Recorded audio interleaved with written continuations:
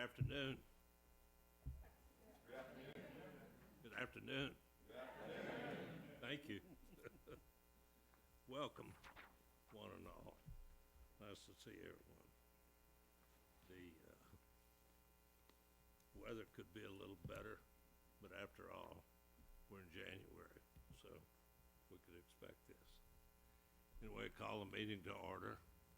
Let the record show, Rhonda, all the commissioners are present. Miss Sarah, you are up.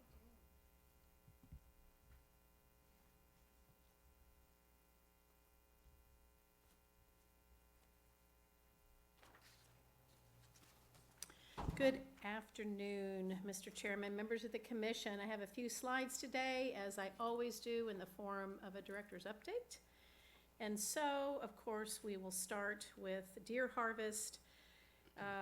Good totals for this last year. The 2019-2020 fall deer season, as we know, ended January 15th. And the preliminary total deer harvest was 285,483 reported.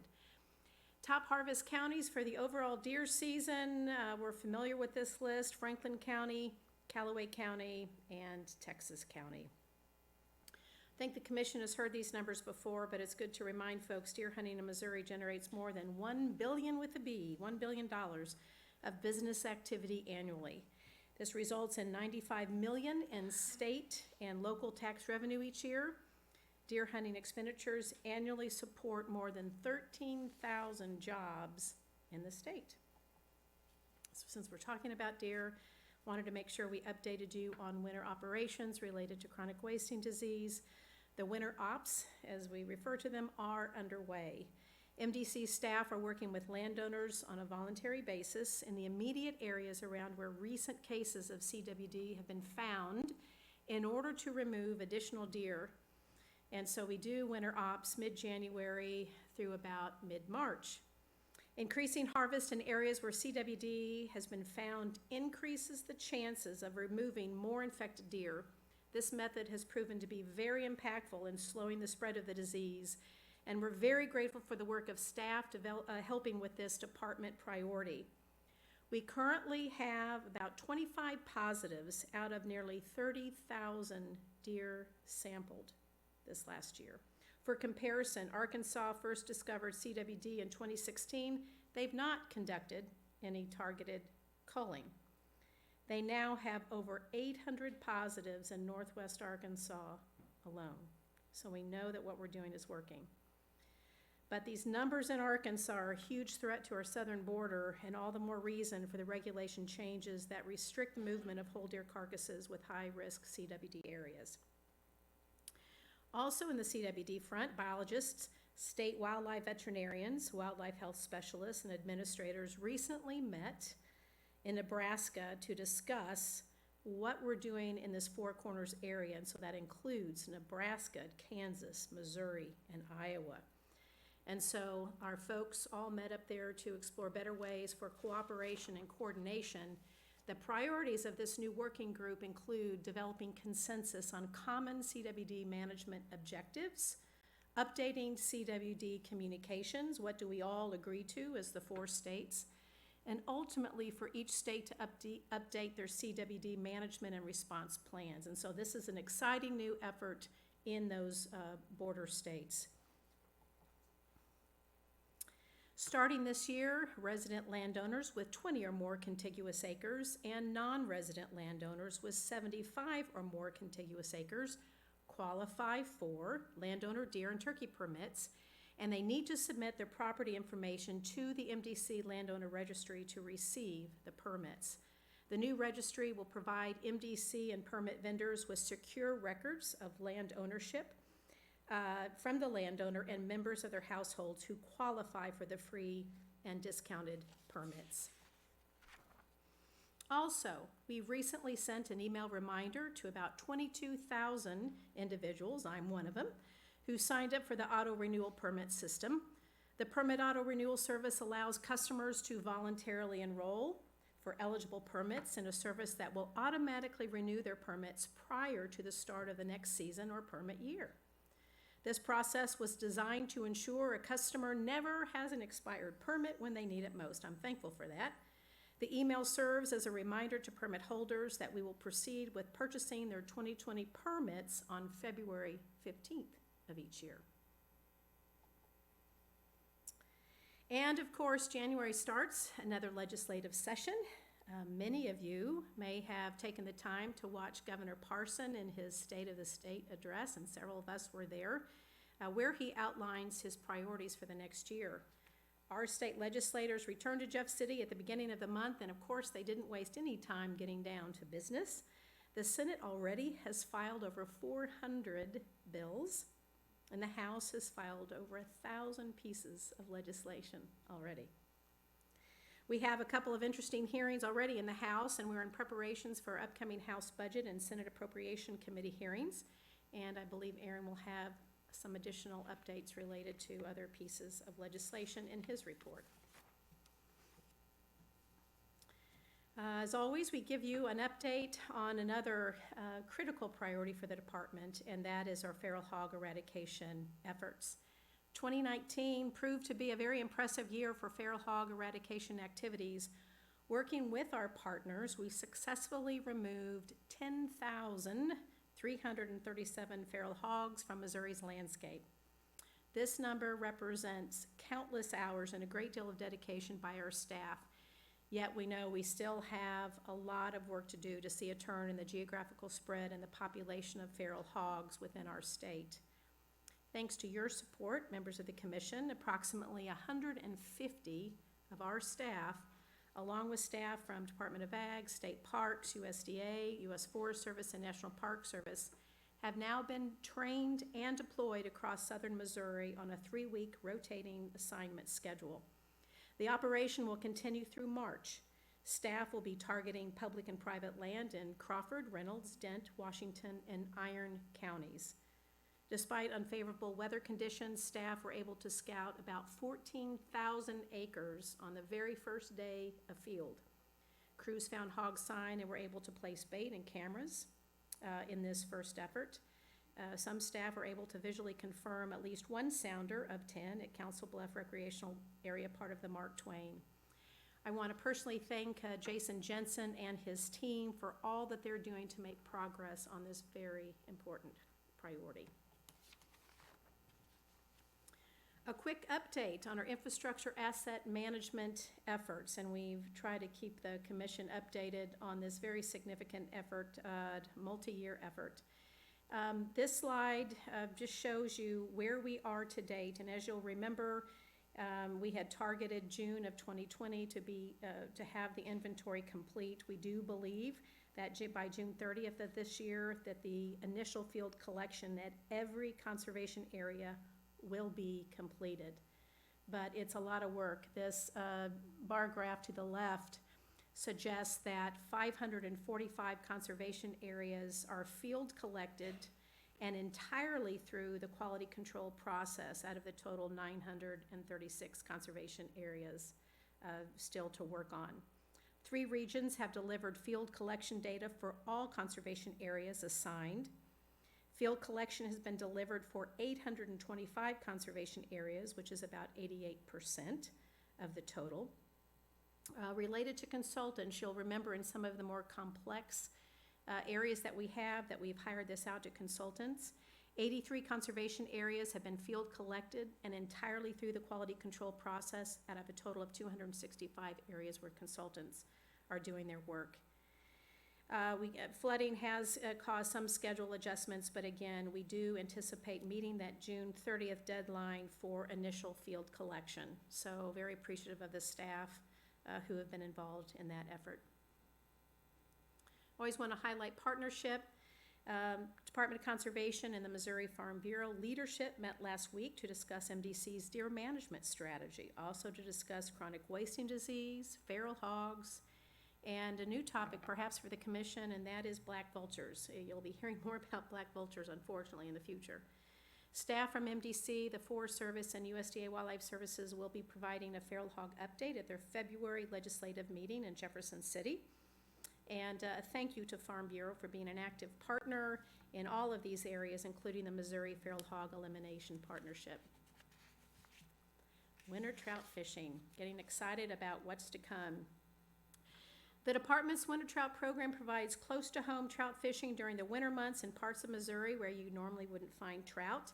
MDC on average stocks more than 75,000 trout, including almost 200 lunkers, in 36 different urban area lakes throughout the state.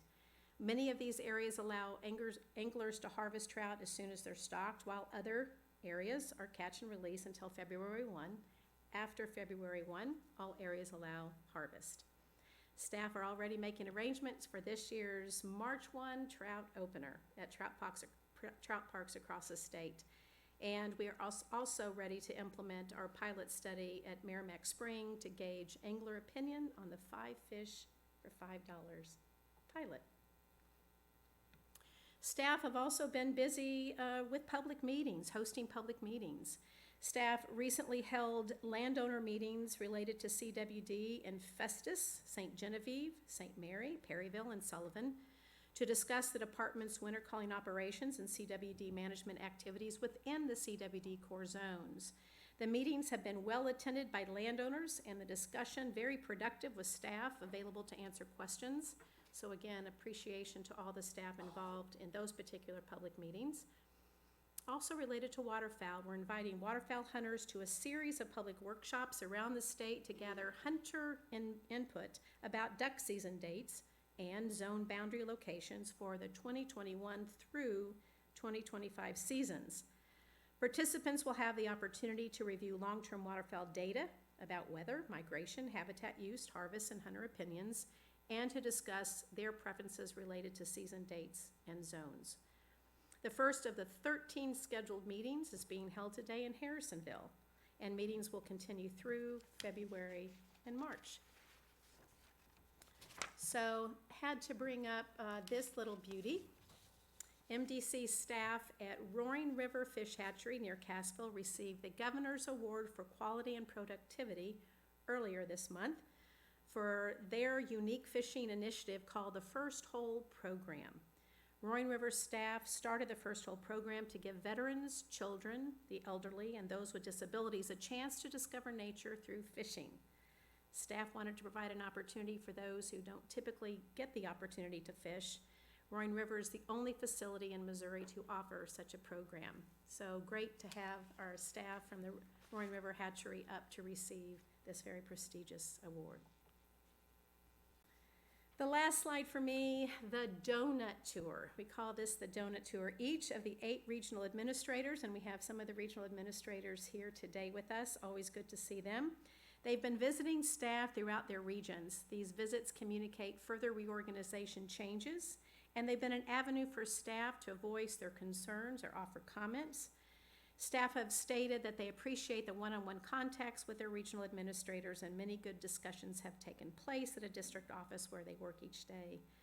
One regional administrator named these visits the donut tours because he provides donuts to staff. Do we have, there he is in the back, and so they've now all coined the term the donut tours. I love that.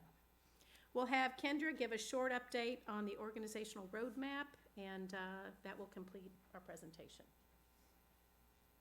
Good afternoon, Commissioners. I won't be near as long-winded this time as I was last month. But with that being said, we have a very important slide that I want to just communicate kind of where we're at in the process. And so last time we met, I provided you a pretty comprehensive overview. And so really what's occurred since then has been quite eventful as well. So the first big date on our timeline was December 20th. So at that time, administration met with the implementation team to discuss the recommendations that were brought forward to finalize the structure. And so really that work kind of came together. It was a result of a lot of hard work, many hours from the branch leaders, their teams, the regional administrators, their RCTs, and the implementation team. And so had an opportunity to finally present that kind of final product to administration for their consideration.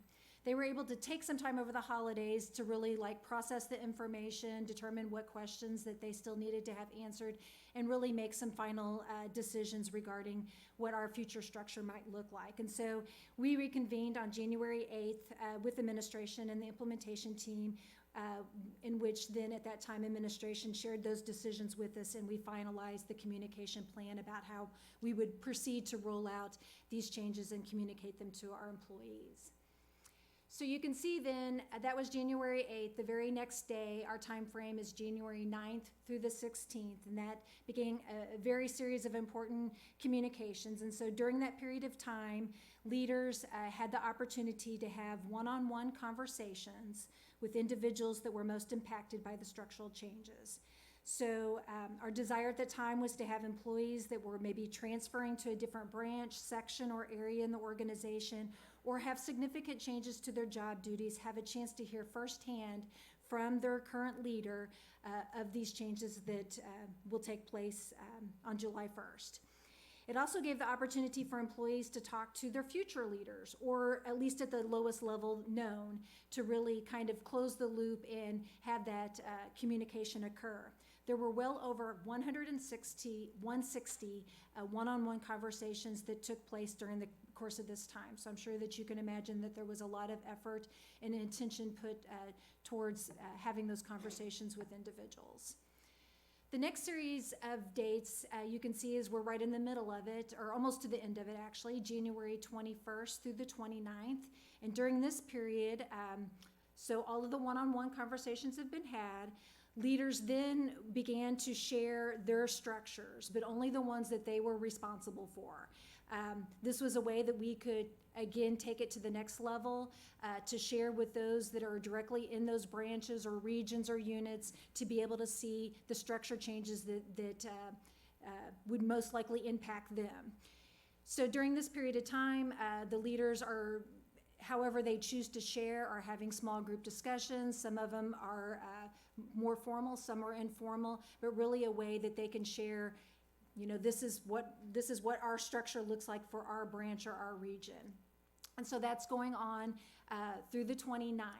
And then on the 30th, there will be an email communication sent out from the director that will share a link so that we can then share the whole structure of the organization. And so employees can go in and see other branches, see where other folks are seated, maybe where other programs are located, or some of the changes that have been made across the organization. Give them time to kind of think about it, maybe formulate questions, talk with their leaders. You know, our goal is from here on out is to continue to provide clarity around the work that still needs to be done.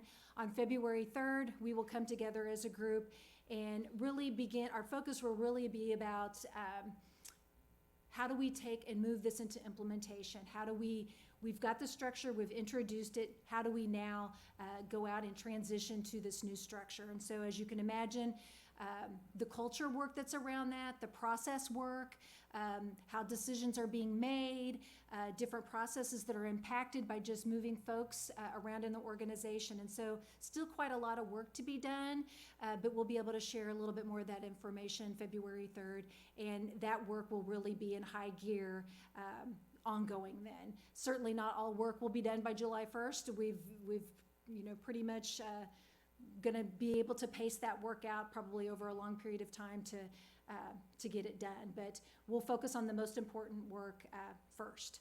So anyway, that being said, we will soon start after that with regional meetings where the director again will have an opportunity to be in the regions and answer questions from employees and really continue to have a dialogue around the structural changes that are occurring in the organization. Thank you, Kendra. Thank you. Mr. Chairman, unless there's any questions, that is my report. Any questions? Thank you. Thank you. Moving to agenda item number 2, the consent calendar. We've discussed many of these. Could I at this time have a motion to approve the consent calendar? So moved. Or second. Moved and seconded. All in favor say aye. Aye. Opposed likewise. Mike Hubbard, you're up. Good afternoon, Mr. Chairman, Commissioners, Director Pauly. Before I begin my formal report, recall that in August, the Commission voted to approve final orders of rulemaking to establish a requirement for qualifying resident and non-resident landowners to register their property with the department to obtain no-cost or reduced-cost landowner deer and turkey hunting permits. Since that time, Permit Services Supervisor Nathan Bess has led efforts to implement that regulation. He's here today to present an update on the landowner registry application process. Nathan began his career in June of 2005 in administrative services and has served in various roles within that division since that time, including managing the Ag Crop Program from 2009 through 2015. Since 2015, Nathan has been responsible for administering the online permit system, which has continued to provide new and innovative services to hunters and anglers, including the multi-customer sales process, the manage your account feature, and the permit auto renewal service. Nathan, I'm going to turn the podium over to you at this point. Welcome, sir. Good afternoon. Thanks for having me. We're doing good so far. Keep that in mind. Okay, so Mr. Chairman, Commissioners, Director Pauly, Ms. Maples, good afternoon. I'd like to thank you for the opportunity to meet with the Commission today. Again, as Mike stated, Nathan Bess, Permit Services Supervisor, and today we'll be discussing the 2020 landowner regulation changes, the landowner registry system, and our coordinated communication strategy as we work towards educating landowners of these changes. So for a little bit of background, each year the department conducts a verification of landowner permit acquisition by randomly sampling those permittees who obtain landowner permits for the prior year. During the 2018 verification, conservation agents directly engaged 1,000 landowners to verify compliance with current regulations. This would include their eligibility to obtain those landowner permits based on the property that they owned. By the end of that review, it was identified that 34% of landowners engaged misused landowner permits and privileges they were issued. Misuse included claiming to own 5 or more acres when in fact they did not, or in instances where individuals still claimed to be a part of a household that owned property as an immediate household member, and they did not qualify for those permits either. As the department took that into consideration, we began to evaluate the current landowner regulations, and it was important for us to include the public and our partners in the discussion. Over the remainder of 2018 and early 2019, the department conducted public surveys and comment periods, which resulted in over 14,000 responses being received. Survey results showed support for an acreage increase from 5 to 21 contiguous acres to qualify for resident landowner deer and turkey permits. There was also support for allowing non-resident landowners to be reinstated into the program due to the contributions that they make to the wildlife habitat of the state. During the same time, we also engaged our partners through various meetings to obtain their feedback concerning the current landowner regulations. Events included such things as the Partners Roundtable, as hosted by the agency, as well as conversations led by our Ag Liaison, Brent Vandalik, who worked directly with our Ag partners on the proposed changes. By the end of the outreach efforts, we were provided with the feedback and direction needed from our partners, including the receipt of the Missouri Farm Bureau resolution in support of reinstating the landowner registry to basically move those recommendations to the Commission for review. And then in August of 2019, the Commission approved the following landowner permit changes. For resident landowners, the minimum acreage to be eligible to receive no-cost deer and turkey permits was increased from 5 to 20 contiguous acres. Now, it's important to note that while the increase impacts deer and turkey permits, resident landowners with 5 or more contiguous acres can still small game hunt on their property, fish, trap, all without a permit, and are not required to register their property in order to do so. Non-resident landowners were reinstated back into the program and will receive reduced cost non-resident landowner permits if they own 75 or more contiguous acres. And for both residents and non-residents to be eligible to obtain those landowner permits, they must submit their property information using the landowner registry. It's important to note that some states actually offer landowner permits to their residents. Most do not offer them to non-residents. But while other states do offer those, their acreage minimums are 7-year plus acres. You actually have to be registered or actually drawn to be able to even obtain the permits to hunt on your property. And some you might even be only issued one permit to one individual on that property. In Missouri, qualifying landowners, including their immediate household members who meet the qualifying property acreages, can obtain permits to hunt on their property at any time once their property has been registered. And it's important that both non-residents and residents are able to explore that opportunity. Landowner regulation changes became effective on January 15th, with a landowner registry being deployed the following day. Spring turkey season is the first season that will be impacted by the landowner registry, with Youth Weekend being held April 4th through the 5th, and regular season being held April 20th through May 10th. Based on the 2019 turkey landowner permit sales, approximately 35,800 landowners will be impacted by these changes. The department is sending direct communication to those individuals via email and mail, with 2/3 of those recipients receiving that communication by email, and the remaining third by mail correspondence. So, how do you actually go about registering your property? There are actually 2 ways to do this. One is online and one's by paper. Obviously, with everything in today's age, online is it just makes things a lot more simpler. It's immediate, so once the landowner actually provides their information, they get immediate return, and once the landowner permits are available for purchase, for example, spring turkey will be available March 1st, they can actually go and obtain those permits with ease. The paper process, unfortunately, does have to be sent into the agency, and it's based on a first-come, first-served basis. So as those applications come in, they will be worked through in a process that we've designed, and then additional time will be needed to go back and notify the landowner that their information has been added to their account, and they're able to turn around and get their permits. The information requested on the application is readily available for landowners, including the parcel tax and locator ID. This number is printed on property documents as provided by the county assessor and collector, and associates the property directly to the owner. During the development of the landowner registry, consideration was made to use the USDA farm number or section, township, and range as that identifier.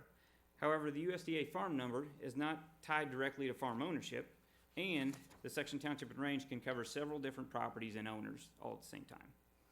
The paper application, as shown on the screen, is designed to reduce confusion for applicants and matches the process of submitting your registry online. Now we're going to take a quick look at actually what it takes to submit your information online. In just 4 short steps, you can submit your qualifying property information to be eligible to receive landowner permits. So whether you're using your computer or Mow Hunting app, landowners are taken to the same site they would whether or not they were here to purchase a permit or to register their property. The landowner will select the Manage Your Account / Landowner Registry tile, and then once logged into the system, they will select the Manage Your Landowner Registry link.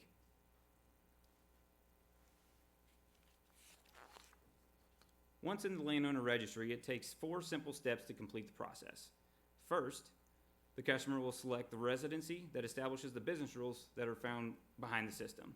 So again, 20-acre minimum requirements for residents, 75-acre minimum requirements for non-residents. Throughout the site, there are also aids included that will provide additional quotes or notes as it pertains to the information that's being requested. Once residency has been established, the landowner will now add their property. You'll notice the red banner appears at the bottom.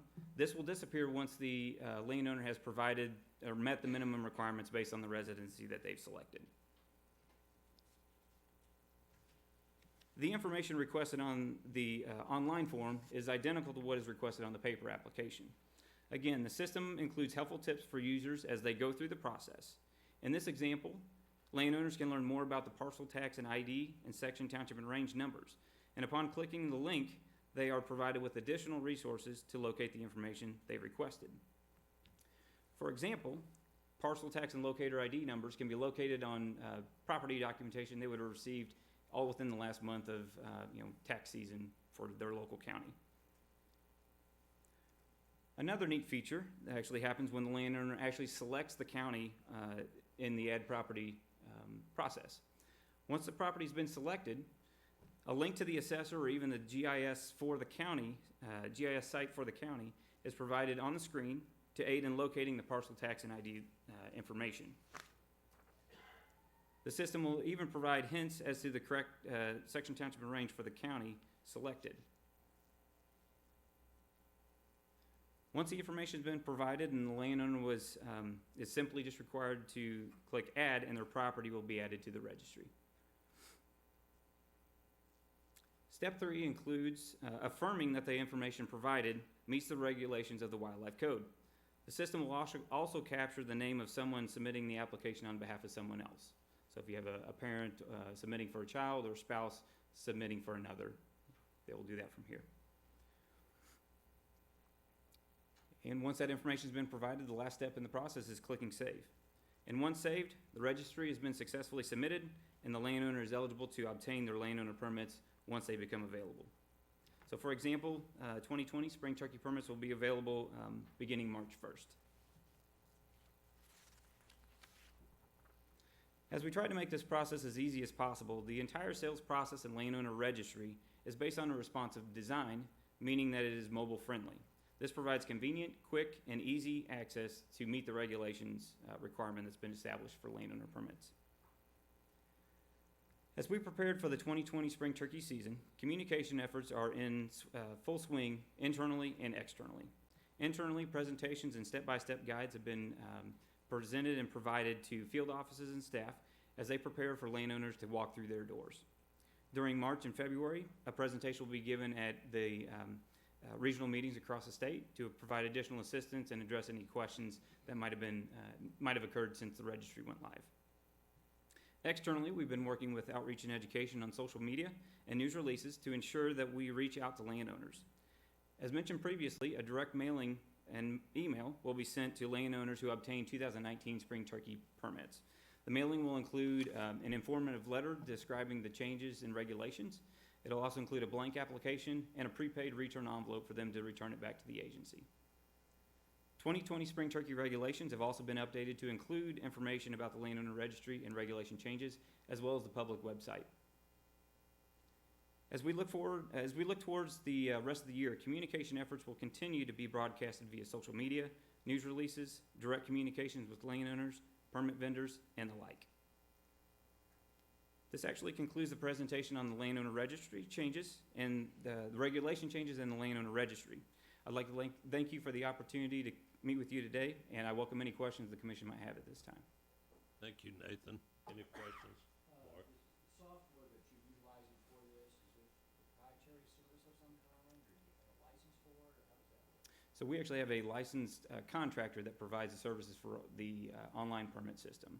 So whether it is being a sale that occurs at a vendor or one that occurs online or through your mobile device, all of that is based out of one single contractor.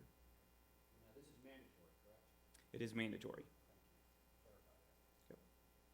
Questions, Steve? Yeah, just a couple of questions. Just in preparing for the meeting, I went online and registered my land, and I found it, fairly easy to use, but I had a couple of questions.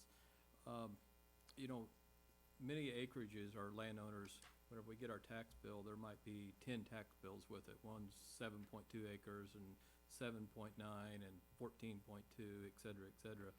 And it was a little bit confusing to me as far as, did I just have to put down one acreage that qualified the 20 acres? Or did I have to list all of them? So maybe if we could visit about that after the meeting and give you some, or maybe give us some clarification here was one question. The other thing is, it said that the township and range section was optional, but I could not proceed on that until I filled out the township section and range. So was I doing something incorrectly, or is it just not intuitively enough? So section, township, and range, if you actually fill out just one cell, it's gonna require all the fields to be filled out. If they would've been left blank, or it could have ended up as you tab through the process, you might have accidentally hit the space bar, but we will definitely look in to make sure that it's not causing any issues for users as they go through the process. I actually have a direct quote from someone who actually, very similar to yourself, went online to test it actually before, commission meeting. And their exact words were, in terms of completing the landowner registry, it was quite easy. The only thing I had to do was dig up the real estate tax documents for parcel numbers, which was no big deal. Aside from that, it was a piece of cake, quick and easy, which is exactly what we wanted. We wanted to be as less impactful as we could to people's daily lives, for being able to get out in the field and do what they want to do on the property that, you know, they passed down likely through generations. So we'll definitely look into the section, township, and range issue that you ran into. As far as registering the property, qualifying property does have to be 20 acres contiguous to meet that requirement. And then as you actually go through and provide that information, we completely understand that the property could be broken out across several different tax documents. There's instructions on the process that gives you different scenarios on how to complete the property based on your specific situation, but obviously we can't meet everyone's unique situation. So yes, you can actually use the one parcel number to submit that to combine your acres to provide that information to the registry. And that worked quite well. And another question in that same tone is, if you own acreages in different counties, and let's say I did get checked by a field agent, you know, and I was hunting on it, and it didn't show that I was registered in that county also, how is that gonna impact me, or what are we instructing the agents on that? Sure. So that's actually, that's been likely an existing issue. So prior to the registry, when you would go and get your permits, you would supply the county and acreage. If there was ever a change, you bought or sold property, if you sold the property, you were no longer qualified to actually use those privileges on property you no longer own. If you obtain new property, you actually needed to contact the department to get the current permits changed to allow for that new property. The land that is listed on the permits is what is valid to be used on those acreages. So then I would, if I own land in two different counties and I'd have to go in and register that property also? Correct. To be Yeah. legal? You actually go through the process and supply all the property information at the time that you do the registry, with hopes that, if you had property, you would go back and update your registry at that time. But likely, it's likely a one-point entry for most individuals. They come in, they supply all their property information, and at that point, 3 years down the road, they simply need to just reaffirm that no property ownership has changed at that time. Maybe we can visit a little bit after Sure. the meeting, just to clarify a couple of things, and appreciate it. Thank you. You have to do that. Barry, Thank do you. you have a question? Going back to your first slide, you said when you did your survey, 34% of the people that you surveyed were doing it wrong. Is there any penalty for that, or are they still locked up, or? So those statistics were actually provided by our protection division. I don't know exactly what the outcome was with each case. I'm not sure that I see, Randy's actually in the audience.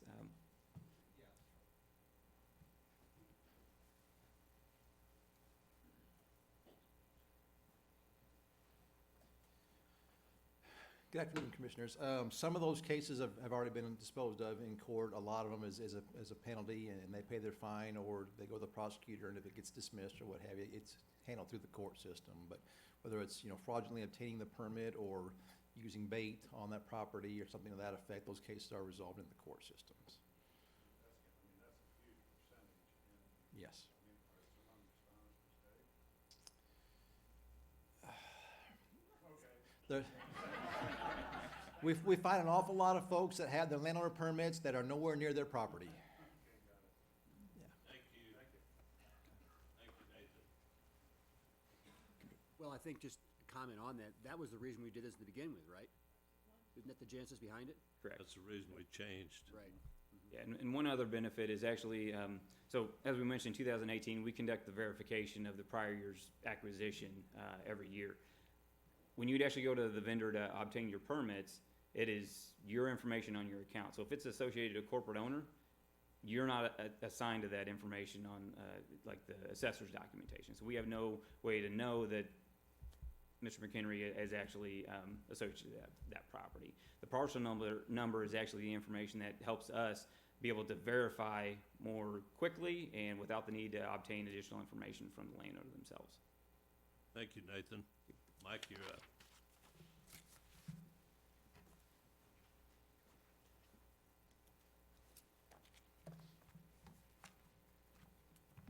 Commissioners, with your permission, I'll move on to my formal report. Please. The Regulations Committee met on January 6th of 2020 for their annual review of the Wildlife Code. Recommendations for 2020-2021 code changes were reviewed by the committee and are presented today for your consideration. Those recommendations are listed in the action items beginning on the first page of the Regulations Committee report, and copies of each rulemaking along with associated justifications are appended. Unless otherwise noted, the anticipated effective date of these changes is August 30th of 2020. Commissioners, as a reminder, your approval of these recommendations signifies the first step of the Department's Conservation's rulemaking process. Following your vote today, all proposed rulemakings will be filed with the Secretary of State's office. Rules establishing seasons, dates, and limits will be filed as orders of rulemaking and will be effective February 29th of 2020. Following publication of the Missouri Register, proposed amendments or proposed rules will be open for a formal 30-day public comment period. Comments received on specific proposals will be compiled and presented as part of the formal orders of rulemaking for commission consideration at your meeting in May. Unless you have questions regarding the process, I'll move on to the formal action items. Please move forward. Thank you. Recall that some time ago, administration was made aware of a typographical error that resulted in an inaccurate reference to state statute in the authority section of multiple regulations throughout the Wildlife Code. As rules are open for other changes, staff have been instructed to correct the inaccurate reference. Please note that 8 of the proposed amendments presented for your consideration today contain this correction in addition to the recommended changes that you'll be asked to vote on.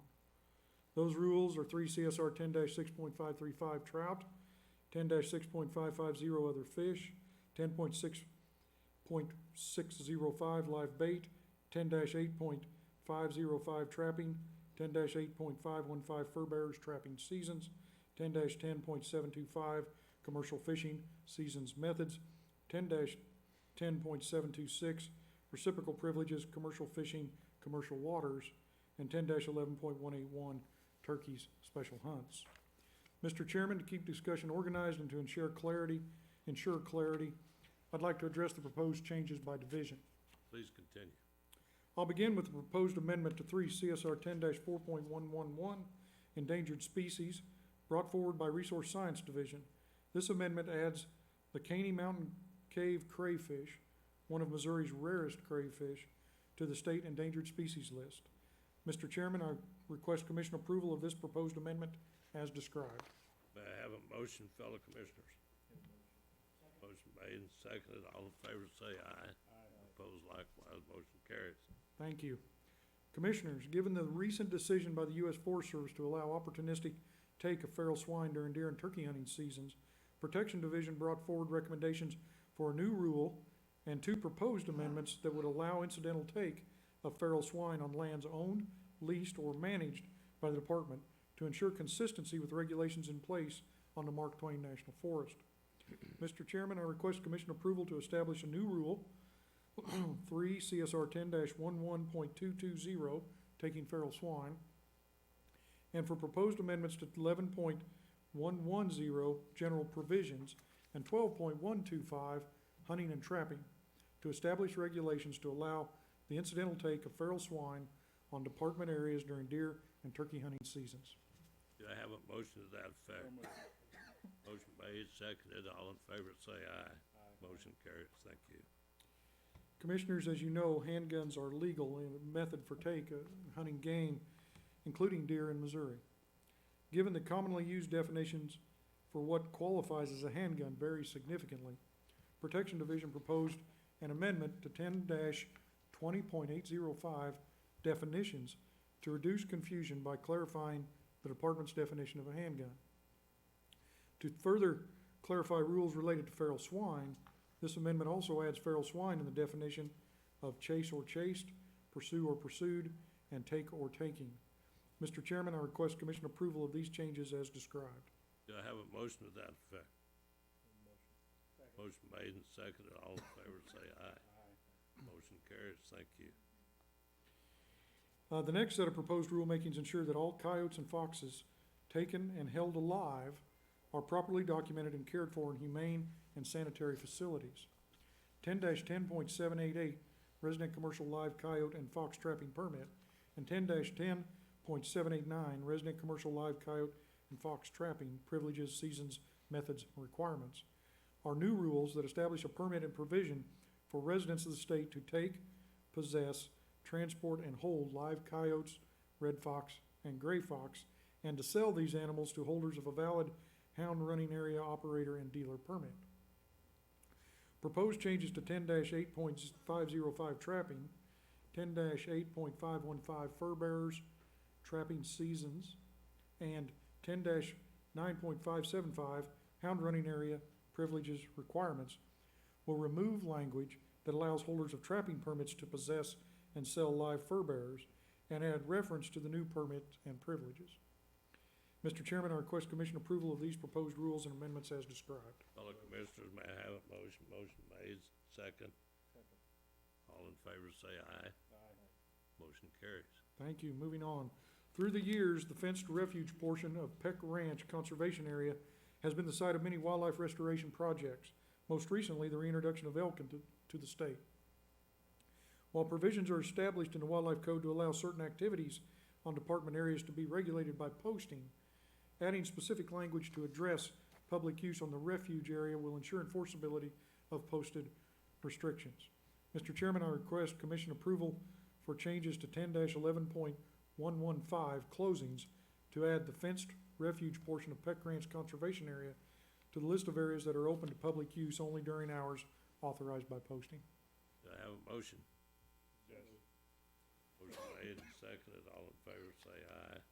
Motion carries. With your permission, I'll move on to the recommendations brought forward by Fisheries Division. Please move on.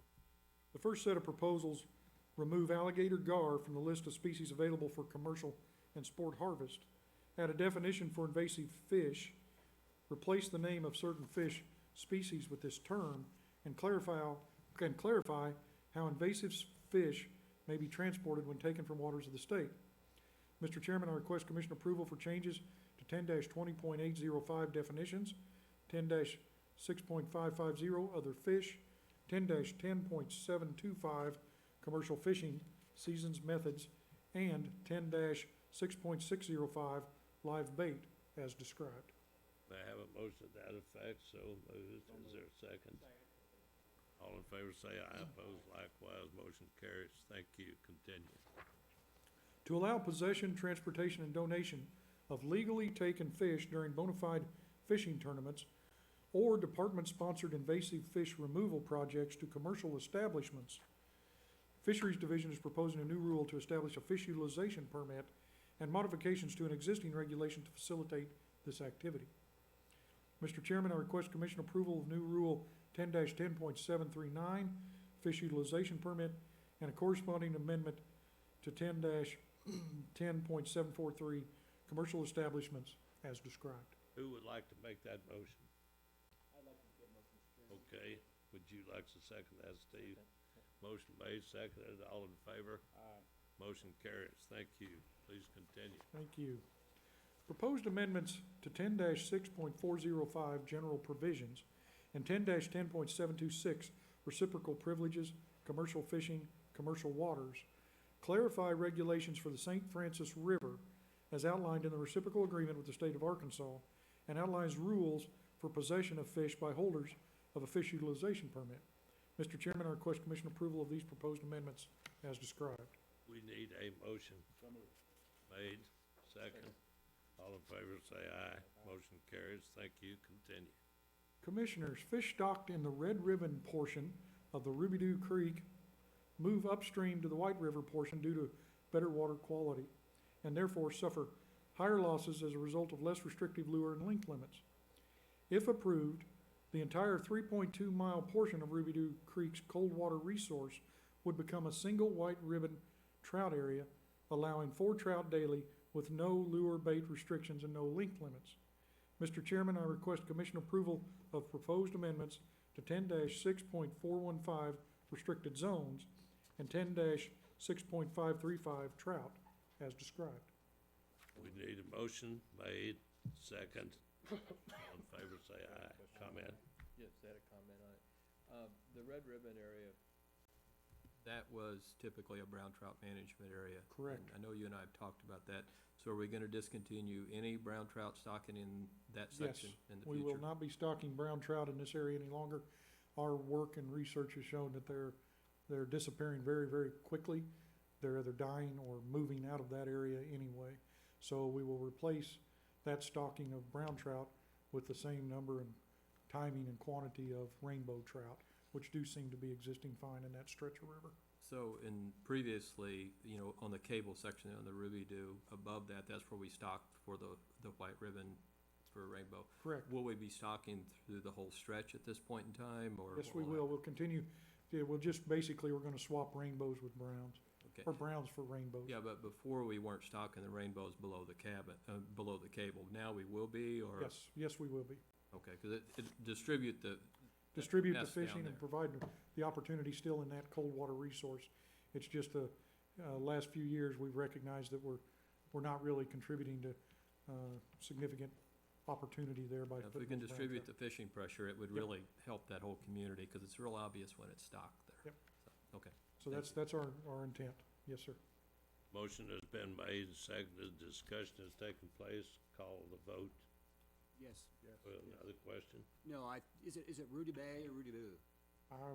Ruby Dew is what It's French, isn't it? I would assume. So it's Bay. Well, Okay, I take your word for that. all in favor, say aye.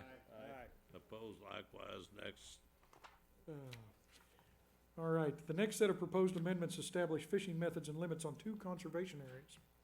Fisheries Division recommends adding Cooley Lake Conservation Area to the list of areas in 10-11.205 fishing methods and hours, where a seine or trap can be used to take live bait, and changes to 10-11.210 fishing daily and possession limits to reestablish statewide daily and possession limits for fish other than those designated as endangered or game fish on the James A. Reed Memorial Wildlife Area.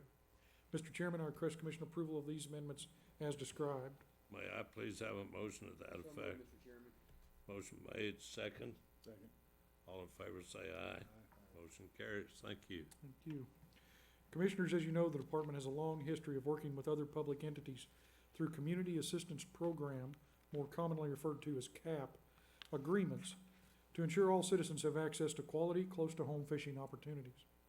Fisheries Division introduced proposed amendments that would establish regulations for Jesse James Park Lake in Kearney and Gendron Lake in St. Anne, new areas managed by the department under CAP agreement.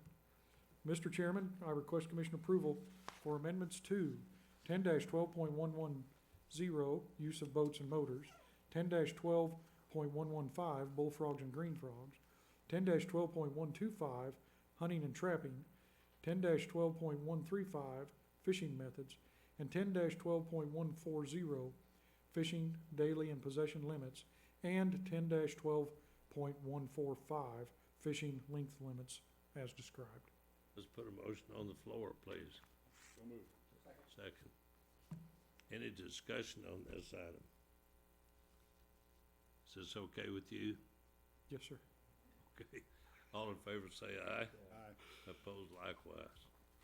Moving right along. All right, we're making progress. Commissioners, the final set of proposed changes to the Wildlife Code were submitted by Wildlife Division. To ensure consistency with other hunting season-related rules in Chapter 11, proposed amendments to 10-11.181 turkey hunting and 10-11.145 tree stands and 10-11.180 hunting, general provisions and seasons would change the title of 10-11.181 turkeys special hunts to turkey hunting. Revise the original purpose statement for that rule to better reflect the intent of that regulation and modified references to the rule where they occur in the code. Additional changes to 10-11.180, hunting, general provisions and seasons, would modify regulations on Drover's Prairie, Gay Feather, and Caney Mountain conservation areas to provide additional opportunity for small game hunting and establish general provisions for hunting on a new conservation area, the Dr. Harry and Lina Barrier Memorial Conservation Area. Mr. Chairman, I request Commission approval of these amendments as described.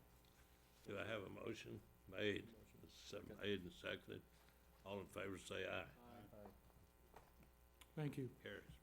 Proposed amendment to 10-11.184 quail hunting eliminates restrictions for quail hunters by removing daily tag and check-in, check-out requirements on Bunch Hollow, Crawley's Ridge, and the Seat Conservation Area, and the Mainz Wildlife Preserve. It also removes the closing date restrictions and check-in, check-out requirements on Boat Ark, Talbot, and White River Trace conservation areas. Staff believe that removing these restrictions will not affect quail numbers and will provide additional opportunity for quail hunters. Mr. Chairman, I request commission approval of changes to 10-11.184 quail hunting as described. Do I have a motion? So moved, Mr. Chairman. Made, second? Made and seconded, all in favor say aye. Aye. Opposed, motion carries. An amendment to 10-9.565 licensed hunting preserve privileges corrects the name of a national wildlife refuge and standardizes the names of 3 conservation areas for consistency. Mr. Chairman, I request a commission approval of this change as described. Please make a motion. So moved. Made, seconded, all in favor say aye. Thank you. To better define what is permitted on areas owned, leased, and managed by the department, Wildlife Division brought forward proposed amendments to 10-11.160, use of boats and motors, and 10-12.110, use of boats and motors, to clarify what types of boats are allowed on those areas. Mr. Chairman, I request commission approval of these changes as described, and I would like to point out that with discussion with the director, one of the opportunities here that was not included is related to paddle boards. And I wanted to bring that to your attention at this point in time, that paddle boards would not be allowed unless we have a modified regulation. Can we modify that to your satisfaction, sir? Yes, you could, by adding that Well, as an amendment. We will seek the adding of that to the amendment. I'll make a motion to that effect. Motion is made and second. Motion made and seconded to amend your request on this reg. And all in favor of that, Aye. say aye. Aye. Opposed likewise, motion does carry. Okay. Commissioners, I think that concludes the formal action items from annual code review. As its final order of business on January 6th, the Regulations Committee reviewed and reaffirmed their support for a new rule that would establish requirements and conditions for allowing certain commercial uses on department areas. Before asking the commission to formally consider any recommendation related to commercial use, I asked Wildlife Management Chief Mike Schreier to prepare and provide an informational presentation on this topic for your meeting today. As background, Mike began his career in the summer of 1985 trapping wood ducks at Duck Creek Conservation Area and continued to work in various hourly positions until 1990 while finishing his degree at Mizzou. With the exception of 3 years in Florida working for an environmental consulting firm and a brief stint as an hourly survey clerk in planning, Mike has served in various capacities within Wildlife Division for his entire 30-plus year career. And with that, I'll turn the podium over to Mr. Schreier. Welcome aboard, sir. Thank you very much. Good afternoon, Mr. Chair, Commissioners, Director Pauly. I've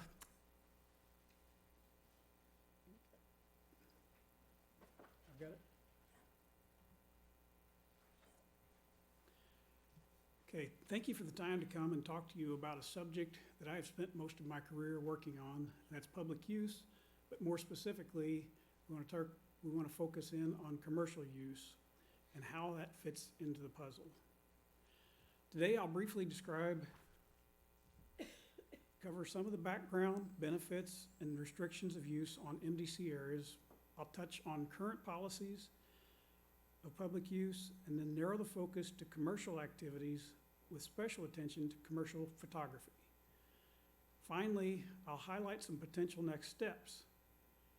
Now, we're hoping to get your initial thoughts and questions before we continue to refine the proposal and ask the Commission to review and potentially approve new regulations. While the consequences of local decisions may not result in the same disaster as this fellow might experience from losing his balance, they usually have consequences beyond one area or one region. When making decisions, regarding public use, staff continually weigh the potential impacts of the resources we manage, potential impacts to wildlife, possible conflicts with other users, all while trying to provide an increasing amount of use and trying to say yes to new uses. During fiscal years 2017 and 2018, staff issued nearly 3,000 special use permits. Now, these activities for the special use permits is over and above what our traditional activities are. So in total, we estimate that we have over 100 different legal activities occurring on MDC lands. Forrest Gump may have said it best. Well, perhaps he didn't say public use, but for the purpose of this presentation, we'll say life is like a box of chocolates. You never know what you're gonna get. We provide a wide variety of venues and experiences on department lands for public use, such as traditional hunting, fishing, trapping, wildlife viewing, and special opportunities through managed hunts. We also provide a venue and allow numerous activities we would consider traditional or non-traditional, such as these races on the Weldon Spring Conservation Area. It's another non-traditional use on the Reed area. We provide experiences that range from from beginners to retirees. And we provide experiences that range from perhaps feeling like the luckiest guy in the world at a given moment.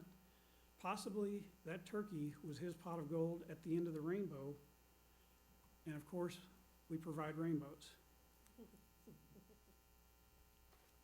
We provide a venue for people to train and test their hunting dog's abilities. We provide a venue for people to sleep with nature programs. And we provide places and habitats for people to go birding and do citizen science, such as Christmas bird counts. We provide places for people to go boating. And we provide accesses where people can enjoy the large water bodies of the state. In our new strategic plan, we have made a commitment to connect Missouri citizens and visitors to our state by expanding opportunities on our conservation areas and then communicating those opportunities. When considering which activities are allowed on conservation areas, one of the first questions we ask is, what is the primary use and how will it be affected? Primary public use, as listed in our resource policy manual, include fishing, hunting, nature observation, and conservation education. Primary public uses are encouraged on all department areas with few exceptions. The policy goes on to say other public uses of department areas may be appropriate and are evaluated locally using statewide public use guidelines. In our attempt to remain relevant and open the gates to additional uses, we are working to build more consistency into our current policy and procedures while allowing additional use.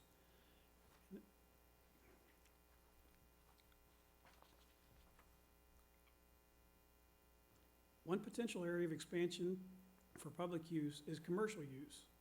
In the past, we have been very conservative in allowing anything other than the primary uses when we have received requests for commercial uses or other uses that we have typically not handled.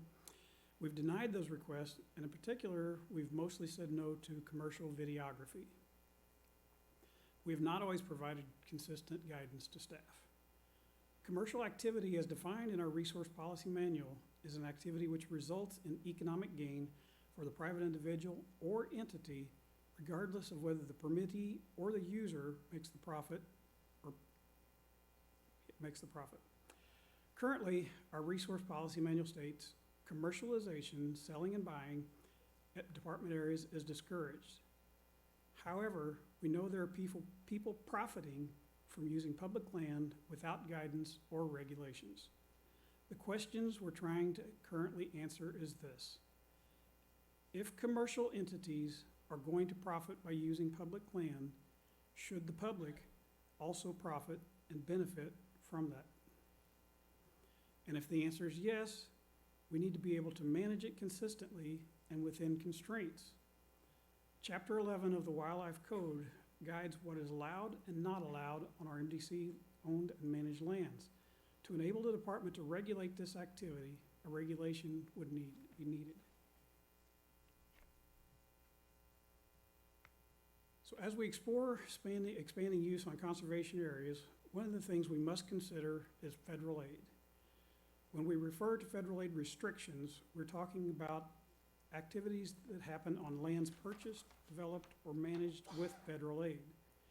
Now, roughly 25% of our department lands were purchased with federal aid, and then of the 1 million+ acres that we own or manage, about 98% of that we claim federal aid for the management of those acres.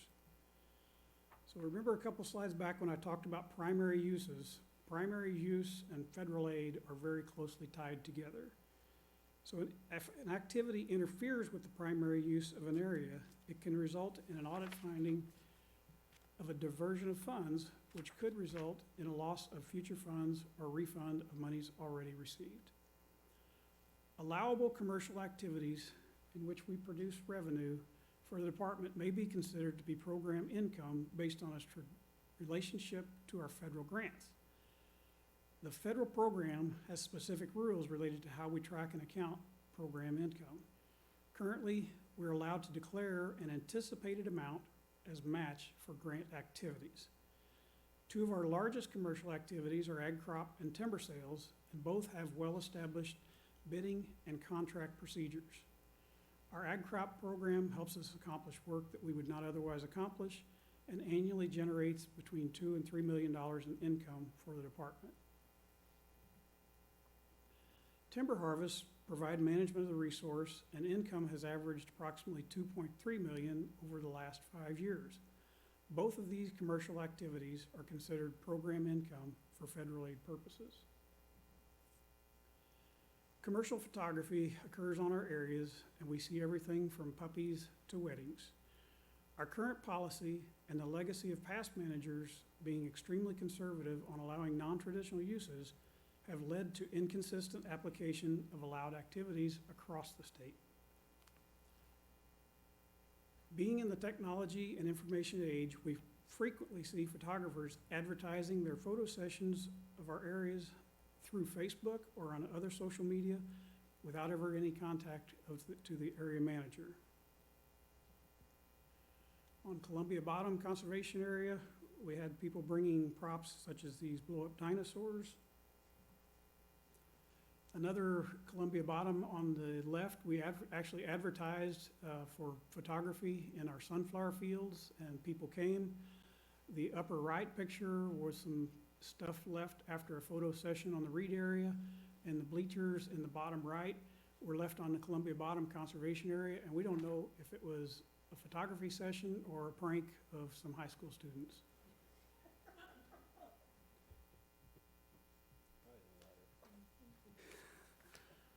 Some of the areas are simply used as backdrops for a host of pictures, including senior pictures, family pictures.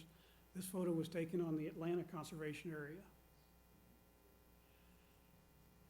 Staff discovered this music video online after it was created on the Bush area.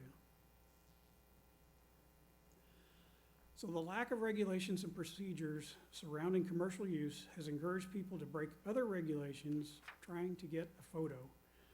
Many times staff encounter commercial photographers and/or see advertisements for a photo shoot on a given area. An area of particular interest to photographers recently has been the Burr Oak Woods Conservation Area in Blue Springs. Occasionally, staff receive calls from a person wanting to participate in commercial activity, and in the past, staff would have denied the request. However, in recent months, we have been granting special use permits when a person makes the request for commercial photography as an interim step in formalizing new procedures or potential regulations. Another possibility is that the commercial activity might occur without us ever knowing about it and only discovering it after the fact. The take-home message is this: due to our conservative view of potential interference with primary use in the past and our recent desire to allow more activities, We've got an inconsistent process that confuses the public and staff. So our recent revisions to the general provisions in Chapter 11 have set the stage for us to add more details into Chapter 11 to allow us to permit and regulate commercial uses. So prior to exploring potential regulations, staff contacted Missouri DNR. We reviewed regulations in other states. We looked at rules from other municipalities and federal entities with land management responsibilities, and we found a variety of restrictions and found that most charge a fee for commercial photography. So some items for the commission to consider in the future would be adding a commercial use permit or commercial use section to Chapter 11, add a simple annual commercial photographer permit. So that would be intended for the lone photographer who do not need special access or have out of the ordinary requests. Could add a commercial videography photography permit intended for the larger commercial ventures involving video crews, props, possibly a cast, and they want special access to parts of the area. And the second permit would be for a set of designated dates. And finally, we'd likely need to develop a list of areas where a special use permit would be required in addition to the annual commercial permit, simply to regulate overcrowding and competition between photographers. So the special use permit provides a mechanism to fairly apportion use and avoid conflicts in high-use areas. The special use permit also provides documentation of activities for our federal aid audits, which occurs every 5 years. So for a process moving forward, staff will work with administration to modify the wording on the proposed regulations based on today's discussion. We'll make a recommendation to the Regulations Committee. The Regulations Committee, if acceptable, would forward that recommendation to administration, and then if administration sees fit, then it would ultimately come to the commission for consideration. And just in case you don't believe in unicorns, there was one photographed on the Reed area, and I think we're still looking for Sasquatch. And with that, I would be happy to answer questions. Any questions? Thank you, Mike. Well, Good job. Good job. thank you. Good job. Chairman, Commissioner McKinley. Yeah, I'm I, sorry. first, good presentation. I applaud you for doing this. And I'm glad to talk to you offline. We did this in our city, and it's a smart thing to do. And I think you've touched all the right issues as far as the permitting process is concerned. And there is compensation that comes back on a permit. And of course, the revenue generated from that can then go into improving our facilities and maintaining our facilities. So it's I think it's a win-win, so continue your work on it. Thank you. Just a couple of questions. Topic has come up on a lot of the western states also, particularly on hunting videos, that sort of thing. Have you explored what they've done there and possible conflicts or problems they've had in those areas? We looked at the regulations in Montana, and they did have some specific information in there about the hunting videos, but we have not talked to staff in other states directly about that. Arizona would be a good one to look at. Okay, all right. And currently in Missouri on MDC lands, guiding for pay is prohibited. So normally the commercial videos with hunting are with guides. And so we have been able, or been, I guess, fortunate, whichever way you want to take that. We have not had a lot of requests for the commercial videos on MDC lands, the hunting videos. But if they call and if they have gotten drawn for a managed hunt and they want to go and film that hunt, then that is acceptable. But we tell them that it shouldn't be sold. On the commercial use permit fees, any discussion on that or what's being kicked around? What we have kind of talked about is on the simple annual permit would be $100 per year. And that would just be, they go through Nathan's shop and they apply online and pay the $100, and that permit is good for that fiscal year. The other permit, which I said was good for specific dates, currently the charge is $500 a day for a videography permit, which we have not had many in the last 10 years. but that seems to be pretty standard. I think St. Louis County and, maybe Kansas City, it's $500 a day. So then you would just list out the days and multiply that. Thank you, and nice presentation. Mike, are you back up? Oh, come on, I won't be long. let's go. I was going to provide a brief feral hog update, but our director is taking care of that, so I'm gonna skip it, not make you sit through that twice. But in the future, I'll provide regular updates to the commission through this venue to let you Thank know you. where we're at, what we're doing, and how we're progressing. Since my last Regulations Committee report, citizens have provided input on existing regulations, use of thermal imaging and night vision equipment, permit restructuring, landowner permits and privileges, and elk, deer, and turkey hunting regulations. A summary of comments received on those proposed rulemakings, as well as input from citizens on existing regulations, are included in my formal report beginning on page 4. Upcoming meetings of the Regulation Committee are scheduled for March 18th, April 16th, June 4th, July 15th, which will be mid-year code review, September 10th, and November 10th of 2020. Mr. Chairman, unless you or the other members of the commission have questions, this concludes my Regulations Committee report. Thank you, Mike. Thank- Anyone have a question? Good job. Thank you for bearing with me. Appreciate it. Andrew, you're up. Next agenda item is, I think, number 7. No, Number 6, sir. 6, you're, Thank you, Chairman, members of the Commission, Director Pauly, and Ms. Maples. I'll be presenting item 6 on your agenda, the fiscal year 2020 mid-year review. While presenting the mid-year review, I will incorporate information from the December 2019 financial summary for fiscal year 2020 to give you a more thorough look at the financial position. The December 2019 financial summary provides results from the first half of the fiscal year and is the basis for many of the trend assumptions in the mid-year review. So if you'll turn your attention to the fiscal year 2020 mid-year review in your advanced materials. The purpose of this review is to report the revenue and expenditure trends for the first half of the fiscal year and explain mid-year adjustments to the original estimates. I'll begin the discussion of revenue trends starting on page 2 of the report. You'll note that total revenues for fiscal year 2020 are generally categorized into 4 main sources. 61% budgeted from conservation sales tax, 17% from permit sales, 16% from federal reimbursements, and 6% from other revenue sources. As of December 2019, total fiscal year-to-date revenues were 1.3% higher than 2019 and 1% below expectations. With the exception of federal reimbursements, trends for total revenues continue to be on track and closely to expectations. Therefore, no adjustment was proposed to total revenues to achieve a growth rate of 4.8% above fiscal year 19. Please note that 2020 estimates are projected prior to the end of fiscal year 2019. Budget requests will vary in percentage growth when compared to actual 2019 revenue, which is on your reports.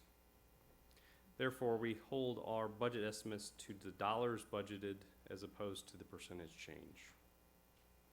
The original FY 2020 budget that was approved assumed a 2.7% growth rate. I will attempt to contrast this issue for you in other revenue trends as needed. First revenue category is conservation sales tax. For the first half of 2020, conservation sales tax revenues were 4.4% above the first half of fiscal year 2019 and 1.4% above expectations. The original growth budgeted for 2020 was 2.8%. When accounting for the actual 2019 sales revenues, the net growth from 2019 to 2020 became 4.1%. So based on the current sales tax revenue trend, no adjustment is proposed to sales tax revenue to maintain a growth rate of 4.1% above actual 2019 or fiscal year 2019 revenues.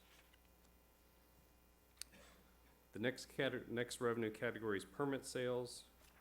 For the first half of fiscal year 2020, the permit sales were 2.9% above fiscal year 19 and 1.4% above expectations. The original growth budgeted for FY 2020 was 2.7%. When accounting for actual 2019 permit revenues, the net growth rate from 2019 to 2020 became 6.6%. With increases in permit sales revenue from non-resident permit price increases and trout tag price increases, permit sales growth is in line with the current trend. Therefore, no adjustment is proposed to permit sales revenues to maintain the growth rate of 6.6% above fiscal year 19. The next revenue category is federal reimbursements. Federal funds represent the reimbursement Missouri earns from federal grants for conservation projects and activities. For fiscal year 2020 through December 2019, federal reimbursements were 4.1% below reimbursements for 2019 and 8.9% below expectations. As stated in previous financial reports, timing delays for federal reimbursements in fiscal year 2020 are expected to stabilize in January and February of this year. That will create a more consistent trend. So in other words, we plan on receiving the reimbursements that we budgeted for. Due to the stabilization of these trends coming in federal reimbursements for fiscal year 2020, no adjustment is proposed to achieve a net growth rate of 9.7% above fiscal year 19. Final revenue category represents the remaining other revenues. Other sources of revenue include sales, rentals, interest, contractual services, donations, insurance reimbursements, settlements, and refunds. For the first 6 months of fiscal year 2020, other revenues were 21.7% lower than fiscal year 19 and 14% below expectations. Growth of other revenues are expected to grow through the rest of the fiscal year.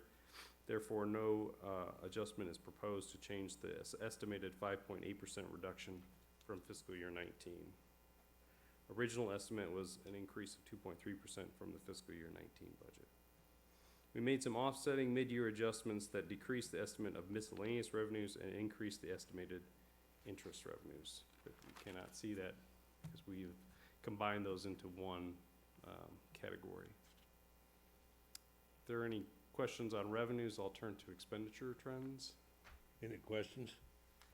Please I just continue. had one, just quick question. Sir. Permit sales, you said they're up 6.6%. Is that increase in number of sales of permits or change in structural fees? Fees haven't gone into effect, so those are all based on sales. So it's both a slight increase in the number of sales purchased, and actually the purchasing higher dollar permits has increased. So we've seen a mix in our in who buys what permits. So the higher dollar permits are actually growing faster than the lower dollar permits in So, sales. you know, our target was 20% of our gross revenue from permit sales, and it still reflects at 17, even though that was up. Has that influenced that or impacted it any, or what's happened there? Not to a great extent yet. So as we move closer, as we move towards these adjustments in permit prices, that's where we would gain ground on the 20% number. Thank you. Next, please turn your attention to the expenditure trends. On page 7 of the report, you will note that total expenditures for fiscal year 2020 can be categorized into 4 main areas. 51% budgeted from personal services, 39% from expense and equipment, 9% from construction, and 1% from land conservation and partnerships.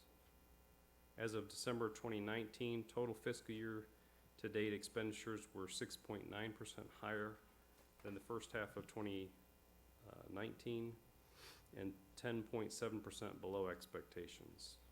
The department conducted a mid-year review of expenditures to determine the correct level of spending and redirect funds to strategic goals.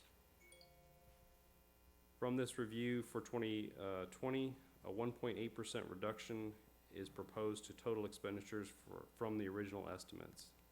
resulting in a net increase of 15.1% from fiscal year 19. The adjustments will be discussed in more detail in the appropriate expenditure category.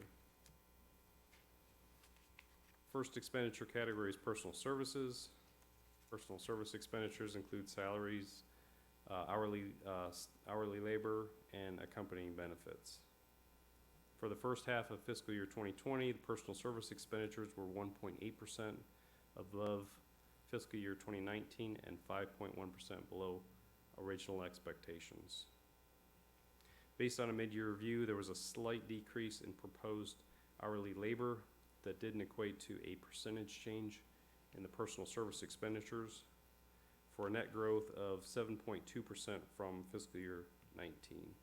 Please note, as discussed in the revenue section, fiscal year 2020 estimates are projected prior to the end of fiscal year 19. Budget requests will vary in percentage growth rates when compared to actual fiscal year 2019 expenditures. Therefore, we hold our budget estimates to dollars budgeted as opposed to percentage change. The FY 2020 budget originally assumed a 3.8% growth rate. Next to expense and equipment. Together, expense and equipment are budgeted at 39% of total expenditures. For the first half of fiscal year 2020, expense and equipment expenditures together were 6.9% below fiscal year 2019 and 10.8% below expectations. Individually, expenses were 2.1% above fiscal year 2019 and 1.9% below original expectations. Expenditures for equipment were 56.8% below 2019 and 59.4% below original expectations. Please note we have a significant equipment expenditure expected at the end of the fiscal year that will bring this trend more in line with expectations. Based on the mid-year review, a 5% increase is proposed for expenditures for expense and equipment, for a net growth of 5.4% from fiscal year 19. Individually, the mid-year review resulted in a proposed increase to expenses of 0.1% and 33% increase to equipment. The final expenditure category is capital improvements. Capital improvements includes construction and land and conservation and partnerships. For the first half of 2020, capital expenditures were 117.3% above fiscal year 19 levels and 27.2% below original expectations. Based on the trend of capital improvements during the mid-year review, a 14.6% decrease is proposed to the capital improvements budget from the original estimate. The rate of reduction equates to a 30.6% adjustment from the original estimate of 110.7% increase from 2019. Individually, the mid-year review resulted in a proposed decrease to construction of 20.4% from the original estimate. The proposed decrease reduces the original construction budget from an increase of 109.7% from 2019 to an increase of 66.9%. Some of the reasons will be discussed in your next presentation by the Design and Development Chief's update. No adjustment is proposed for the Land Conservation and Partnership budget. A summary of the mid-year adjustments has been provided on page 11 of the report. And this concludes my remarks on the 2020 mid-year review and financial trends through December of 2019. I'd be happy to answer any questions. Questions? Just kind of, it's just some basic information on personal services expenditures. That was increased 7.2%. Is that a typical trend from years past, or is that higher than normal? It's higher than normal, and again, the request was a 3.8% growth, but it turned into 7% because where we ended the fiscal year in 2019. So when we get approval for the budget, we ask for a budgeted amount 3.8% above what the budgeted amount we expected to spend in 2019. By the time 2019 actual revenues came in, or actual expenditures came in, personal services was lower than the original estimate for 2019. So that creates a bigger gap of growth, or it looks like a bigger gap of growth. It just seemed like a little bit of a high number. Restructuring, did that have any impact on that whenever we did some position changes and that sort of thing? Not yet, that'll come more in 2021. Thank you. Sure, question, Mark? Is it safe to say then, Andrew, that all the basic changes on these budgets, comparing revenue expenses, all because of capital improvements? That drives most of it? The vast majority were due to the construction reduction. However, we did have the opportunity to increase the replacement of heavy equipment because of some of those reductions. But those are one-time expenses as well, correct? Correct, As far as exactly. ongoing expenses are concerned, so, okay. Yes. Thank you. Correct. Question, Greg? Thank you, Andrew. Appreciate it. Jacob, you're up. Agenda item 7, mid-year review of construction.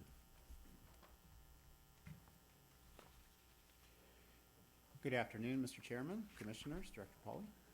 I'm pleased to share with you a review of major construction projects for fiscal year 2020 as of the end of December.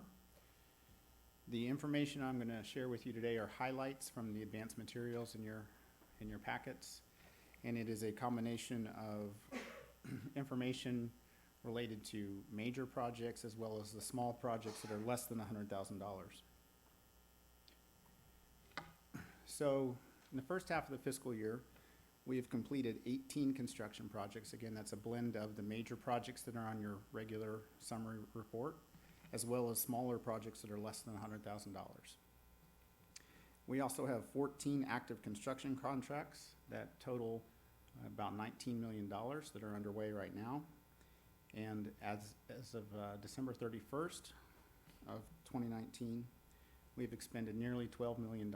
That is below what we had anticipated for the first half of the year, so we do not anticipate hitting the original projection of $34 million, as Andrew had indicated, and so the revised construction expenditure estimate is $27 million, and much of that, as you well know from the past years, related to flooding and high water events in places like Roaring River Fish Hatchery. You will note, though, in the bottom half of this slide that the blue line indicates our cumulative dollars expended in the construction budget for fiscal year 20. So while it is below the original projections, it is significantly higher than the red line, which is the cumulative average for the last 6 fiscal years for construction. So we are getting a lot more work done in the ground. It's just not as much as we had hoped because of the wet weather. I'm now going to share with you a few slides that show progress on some projects you may be interested in. The first one I'm going to start with is at the Southeast Regional Office. There is a building addition project going on there. You can see they've started in this photo the excavation for the foundation, and the middle on the right hand side of that photograph you'll see a gray area there. There was unexpectedly we found a old cistern there that was from a previous construction before our facility was ever there. So that slowed things down a little bit, and as you can see in this photograph, it was a pretty wet fall. They did get that cistern out, stabilized it, started putting the base in for the foundation. Here you can see they've got all the rebar in place. And on this project, we are using insulated concrete forms, which are kind of like Lego blocks for foundation walls. The advantage is that the forms stay in place and then insulate the concrete wall, so you have better temperature and humidity control in your subterranean spaces. Then in this photograph, you can see that they're starting to fill in underneath the basement slab. And here you can see that we are doing compaction testing on that base before they pour the concrete floor. That little yellow device in the right-hand corner of the photograph is a nuclear density gauge. that our inspection staff use. And in this photograph, you can see that the brick ledge is formed and they're getting ready to go with stick framing above the foundation.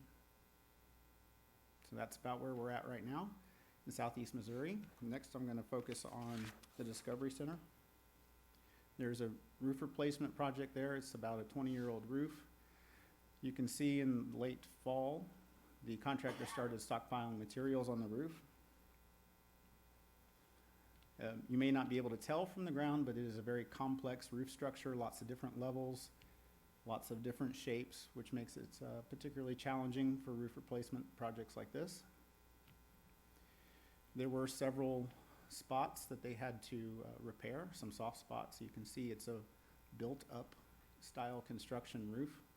You can see the multiple layers of hardboard insulation there. When you go into the lobby of Discovery Center and you look up and you see the wood planks on the ceiling, this is what's on the other side of the wood planks. Once the contractor patched the soft spots, which you see in the lower left-hand corner there by that HVAC unit, they put down hardboard, then they applied the mastic, and then they rolled out the new roof membrane. And here you see the contractor is installing the parapet wall cap to seal it all up. Next, I'm going to go to the Perry shooting range. It's a relocation project. Here you see the contractor just starting to do the clearing and grubbing on the new entrance road. Here you see our two inspectors conducting their density, their compaction test on the new subgrade for the road. Project like this involves a lot of earth moving, as you can see. A lot of, it's almost a ballet of heavy equipment, if you will, to see how good earth moving contractors can maneuver their equipment and get the surfaces built up like they need to. Sometimes it can be a little tricky, but the contractors have very experienced, very skilled staff, and they know what they're doing. But it does look a little exciting at times. You see our inspector making sure that the foundations are in the right locations before they pour the concrete around. Those are the foundation brackets for the firing line covers. Sometimes our construction projects do attract attention from onlookers. You never know what you'll find out there. Here you see that firing line cover now being framed up. It is important to note that on these contracted projects, they provide a lot of good, high-paying quality jobs for lots of folks all across the state. And here you see the contractor doing finishing grading on a 2-to-1 slope for the backstop. Again, another one of those jobs for very skilled operators. And here you see the finished product and all the feedback I've received since the ribbon cutting ceremony this fall has been very positive, very well received addition to the Perry Conservation Area. Next, I'm going to turn to the Fountain Grove Pump Station. This project is a very large project.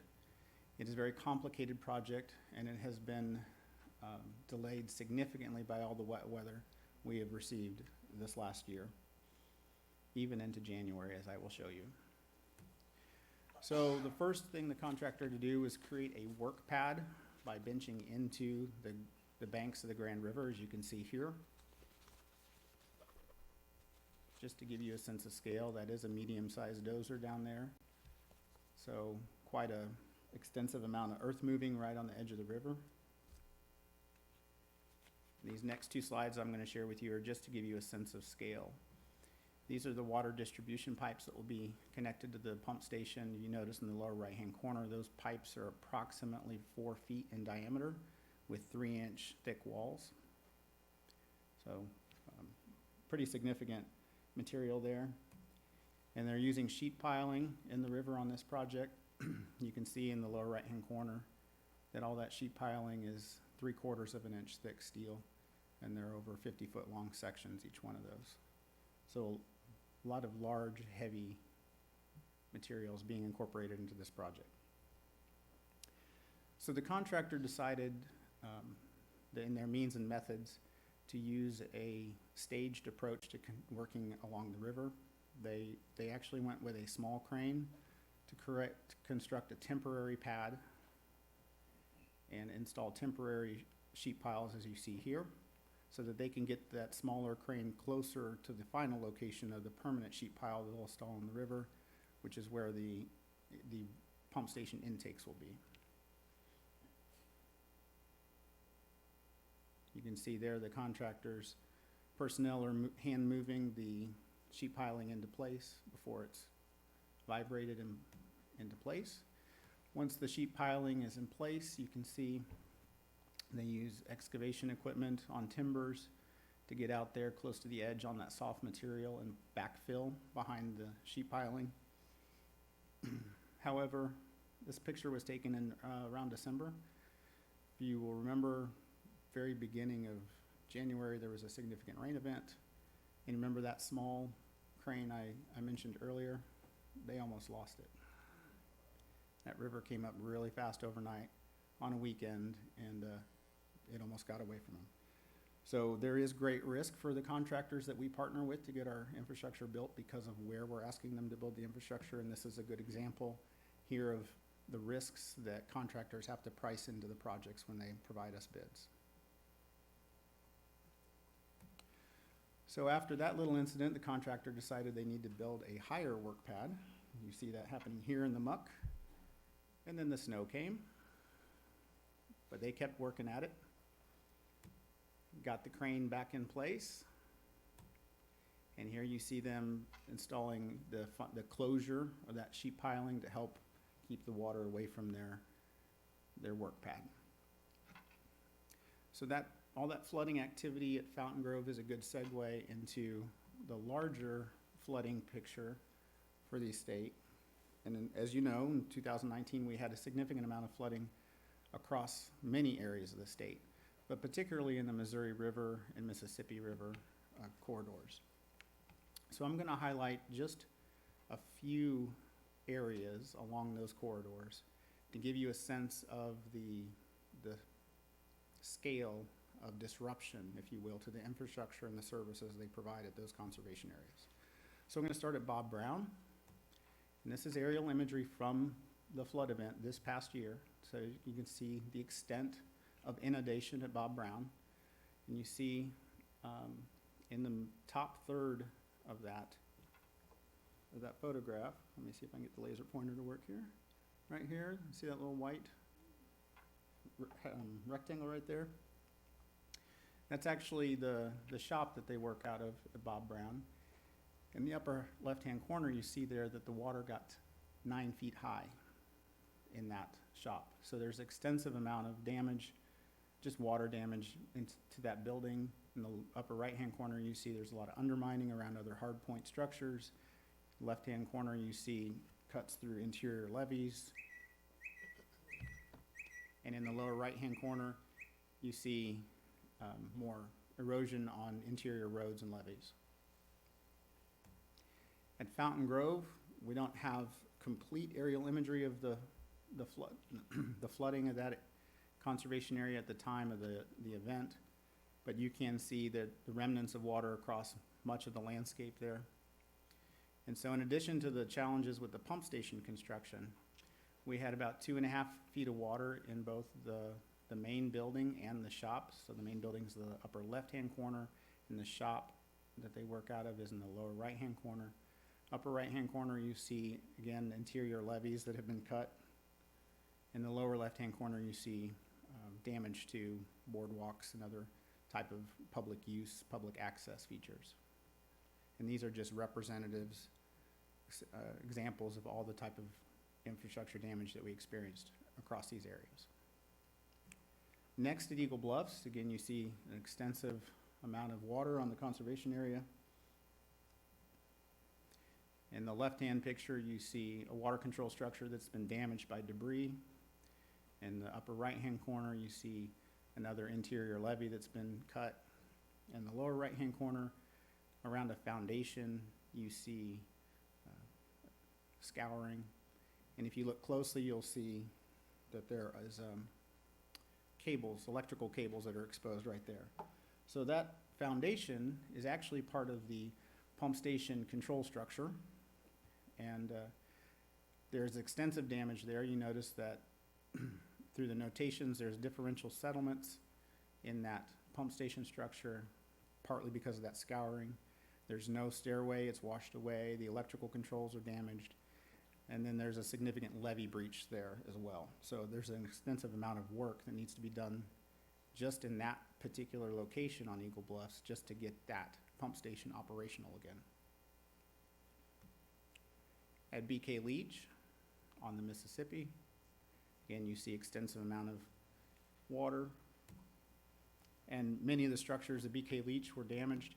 You see in the upper left-hand corner, there's an agricultural structure that, while it looks pretty rough, the bones are still good, and our we got clearance from SEMA through our floodplain development permit that we can go ahead and make repairs to that structure.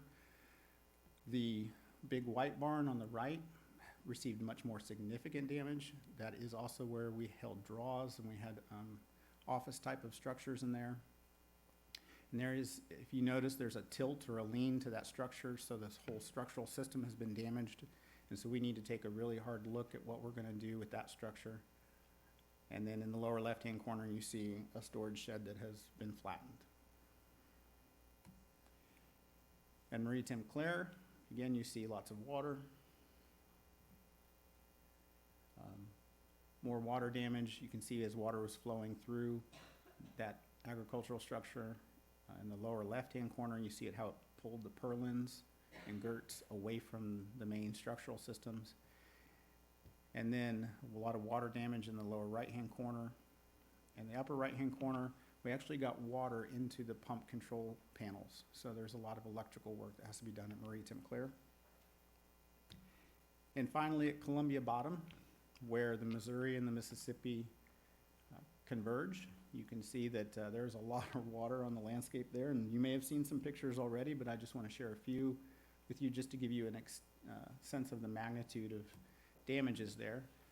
There was an asphalt trail on top of the levee that runs along the Missouri River. You can see there the large cuts through the levee, and of course the disruption to the trail system. On the upper right-hand corner, you see extensive damage to the parking lot area and sidewalks by the boat ramp on the Missouri.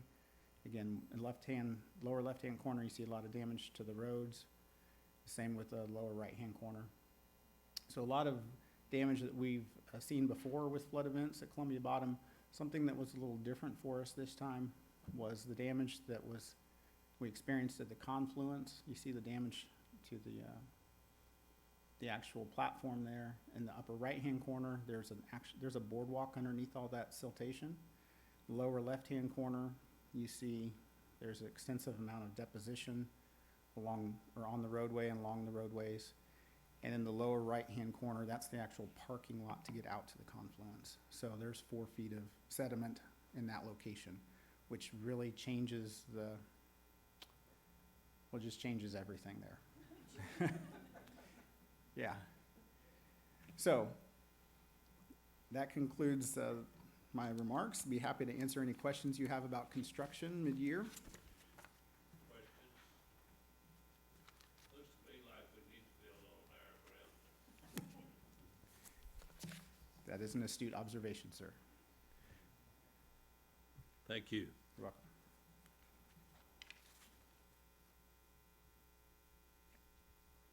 Agenda item 8. Richie?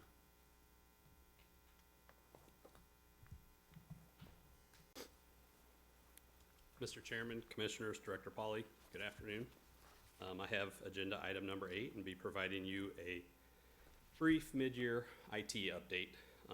I'd first like to share about some of the key projects we have completed during the first half of fiscal year 20. The first project is the Raptor Rewrite project. We're very excited that this system is in production and being used currently as we speak to prepare the new FY21 budget around our strategic outcomes instead of just divisionally. The first screen that you see up there, and I just got some screen captures on several of my slides. The first screen you see is the new budget report listing. The second screen shows a new budget line creation process. And the third screen shows a list of budget line items ready for editing. I'm gonna jump off script here just briefly to just kind of touch on this one. I have a bad habit of we expect good things coming out of IT, and we do those and we don't complain about them. This was one of those that begs at least mentioning the amount of effort and the timeline that went into actually pulling this off. As you guys know, with the budget the BAT team, budget alignment team, sorry. The budget alignment team, there was decisions still being made as we were still developing this, and we were kind of being held off. My programmers were really wanting to start on this thing early. They started on this at the end of February. It actually went live on 11/4. So if you can imagine rewriting your whole budgeting and financial package in that amount of time, that was a significant accomplishment. And we hope that OA will be as speedy with their replacement of SAM2. But I'd be willing to take any bets on that one, so. The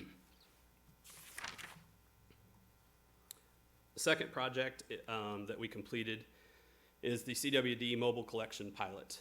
This was completed for this fall's firearms season. It was utilized to collect samples at 10 pilot locations across the state in varying areas and definitely in varying cellular coverage in those areas. Over the opening weekend, we collected 2,165 samples and 498 no samples records with the mobile devices. This represents a little over 11% of the total samples taken during opening weekend.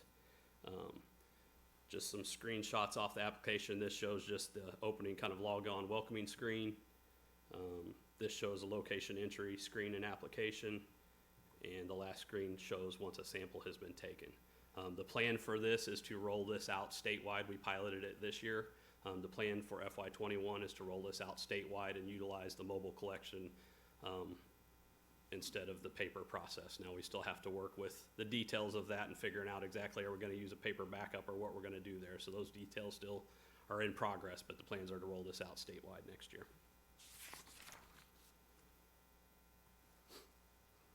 Early in FY20, we worked with design and development to complete the implementation of a capital improvements project tracking system. This software allows them to track all aspects of the construction projects. This would include project details as shown on this screen. This shows some project cost details. Sorry, it's a little small and hard to read. And the next screen shows project documentation such as bids and contract details. So from birth to cradle there, birth to death on the construction products and tracking all of that information. So I have to, once again, step off script and apologize because as you see here of my in-project projects, I list landowner registry as one of those, and Nathan helped debunk that as being an in-progress when that went live after the time I started this, but before I could update that. So it is not in progress, is actually done. We have several projects that are in progress, including a new performance management system, as well as new elk permits and draw system. This screen here shows various employee forms accessible by a given supervisor with a performance management system. And the second screen shows entry process for work objectives and individual goals within the performance management system. Moving on now to briefly talk about our IT and maintenance operations. These highlights represent a small portion of what we do to keep the IT lights on for the department. For example, the first half of the year we have responded to over 8,800 IT help desk tickets. We've processed 323 IT purchase requests, upgraded over 400 PCs from Windows 7 to Windows 10, and replaced over 70 plus mobile devices that reached their end of life. I wanted to go ahead and add in a couple slides just to kind of show you year to year how the progression looks on that. We had a little bit of a dip in FY19 on purchase requests, but for the most part, those numbers just continue to rise, especially as we embark on new efforts like the feral hog effort and need cellular game cameras and things like that to help support those kind of efforts. The purchase requests typically go up associated with that. And then lastly, help desk tickets, those numbers definitely continue to rise. Back to the previous slide, if you have any questions as far as why FY20 looks like it rose so much, the movement of PCs from Windows 7 to Windows 10 always causes some help desk tickets, but then the compatibility issues with Windows 10 with some of our legacy systems also creates some additional help desk tickets, so that's kind of significant when it comes to the rise there. Lastly, I wanted to take a moment to mention an IT employee that was recognized at the state level as a winning member of the Show Me Challenge team. Angela Freeman, who is our IT Development Application Supervisor, represented MDC on a team that proposed a new apprenticeship program to develop IT talent for high-demand technical skills to benefit the state of Missouri. We appreciate Angela for her work and congratulate her on the team on receiving this award from the governor. That concludes my prepared comments, and I would feel free to entertain any questions. Questions? Thank you, Richie. Thanks, Richie. Jennifer? Mr. Chairman, Commissioners, I have agenda item number 9, which is an action item. Please. Thank you. Provide a recommendation for approval to purchase approximately 107 acres in Iron County as an addition to Catcherside Mountain Conservation Area. Do I have a motion to accept the recommendation? So moved. Second. Made and seconded, all in favor, say aye. Aye. Motion carries. Thank you, Jennifer. Thank you, sir. And Mike's back up again.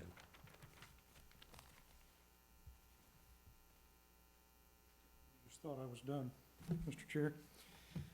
Commissioners, the Master Conservationist Conservation Hall of Fame Screening Committee met in December to review nominations for these awards. While we did not select any candidates for induction into the Conservation Hall of Fame, it is with great pleasure that I present to you today 2 nominations for Master Conservationist Awards. The Master Conservationist Award honors living or deceased citizen conservationists, former commissioners of the Department of Conservation, and employees of conservation-related agencies who made substantial and lasting contributions to fisheries, forestry, or wildlife resources, including conservation law enforcement and conservation education-related activities in our state. To be eligible for consideration for recommendation, the individual nominated must have been members of the Missouri conservation community who met at least one of the following criteria: a citizen or former employee of a conservation-related government agency who performed an outstanding act or developed an innovative idea or technique, or whose dedicated service over an extended period of time resulted in major progress in conservation in Missouri, or a former conservation commissioner who provided outstanding leadership and direction and demonstrated outstanding acts as a citizen in the conservation of fisheries, forestry, and wildlife resources. Excuse me. Commissioners, summaries of the 2 nominations brought forward for consideration today are included in your commission binder. With your permission, I'll briefly describe the contributions of the nominees and ask for commission approval of each one separately. Please. Tom and Kathy Ailey have been national frontrunners in cave and karst research, conservation, and education for the last half-century. In 1966, Tom Ailey purchased land above the Tumbling Creek Cave System in eastern Taney County for the sole purpose of establishing the Ozark Underground Laboratory and Research Field Station. Since that time, the Aileys have dedicated their lives to cave and karst protection with a strong focus on education. In 2004, they established the Tumbling Creek Cave Foundation to ensure continued protection of the cave and associated lands into the future. With over 115 species calling the cave home, including federally endangered snails and bats, Tumbling Creek Cave is the most biodiverse cave west of the Mississippi River and was designated as a national natural landmark in 1981. Considering the incredible contributions Tom and Kathy have made in the fields of cave research, hydrology, karst education, and land stewardship, they are excellent candidates for this award. They truly exemplify what it means to be master conservationists. Mr. Chairman, I request Commission approval to present Tom and Kathy Ailey with the Master Conservationist Award. Yes, sir. Very, very good. Let's make a motion. So moved. So moved, second. All in favor? Motion carries. Congratulations. To the Aileys, yes, sir. Our next nominee would be Mr. Jeff Turan. Mr. Jeff Turan's interest in hunting led to a deep involvement in conservation that has spanned the last half-century. In addition to his active membership and leadership roles in conservation-related organizations, Mr. Turan has contributed to the conservation of Missouri's fish, forest, and wildlife resources on the 1,650 acres that he owns in Livingston County. In 1983, Mr. Turan was appointed by Governor Christopher Bond to serve a 6-year term as a Missouri Conservation Commissioner. As a commissioner, Mr. Turan was instrumental in bringing many of Missouri's most notable conservation successes to fruition. In retirement, Mr. Turan became interested in writing and privately printed 7 books on his experiences afield. He also co-authored 3 books on the history of duck hunting and wetland conservation. Given his significant lifelong contribution to conservation in Missouri, I request Commission approval to present Commissioner Emeritus Jeff Turan with the Master Conservationist Award. Mike, I would be happy to put that motion forward. Can we have a second? Second. Motion made and seconded. All in favor? Aye. Opposed likewise. Motion carries. Thank you, Commission. Commissioners, as a reminder, presentation of these awards will be at a future Conservation Commission meeting or another appropriate event chosen by the recipients. Thank you. And congratulations to both.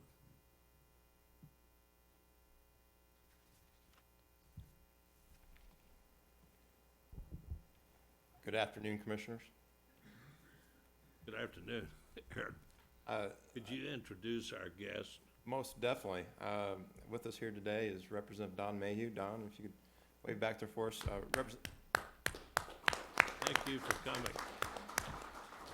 Representative Mayhew represents the 121st District down in Pulaski in Phelps County from Crocker, Missouri, a good supporter of conservation efforts. So appreciate you coming by today.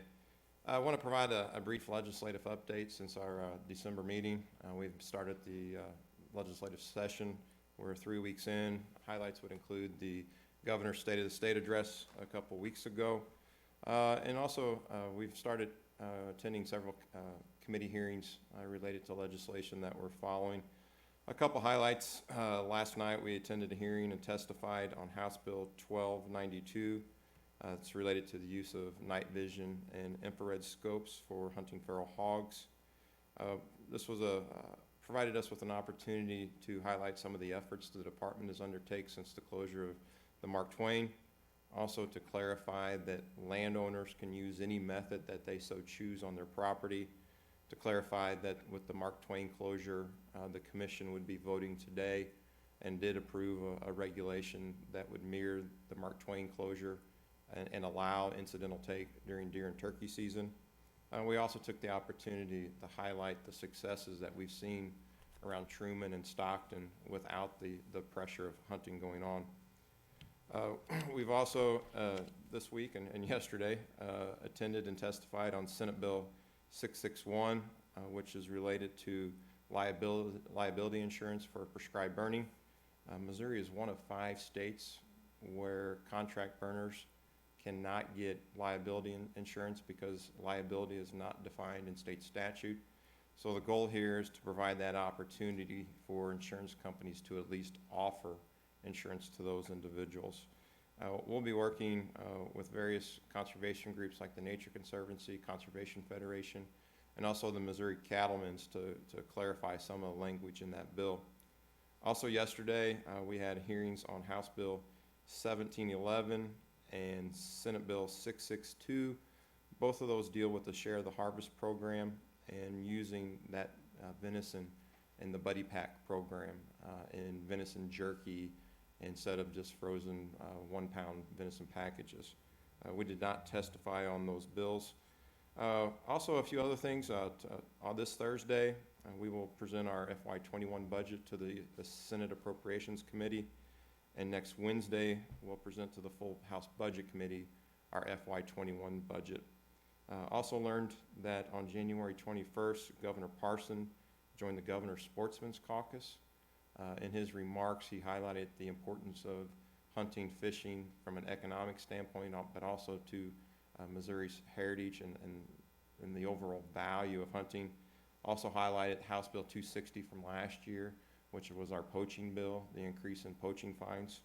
And also learned yesterday that House Resolution 3742, Recovering America's Wildlife Act, that Congressman Clay signed on as a co-sponsor with Congressman Long and Congressman Cleaver. So despite the distractions in DC, we are hoping that piece of legislation would move forward.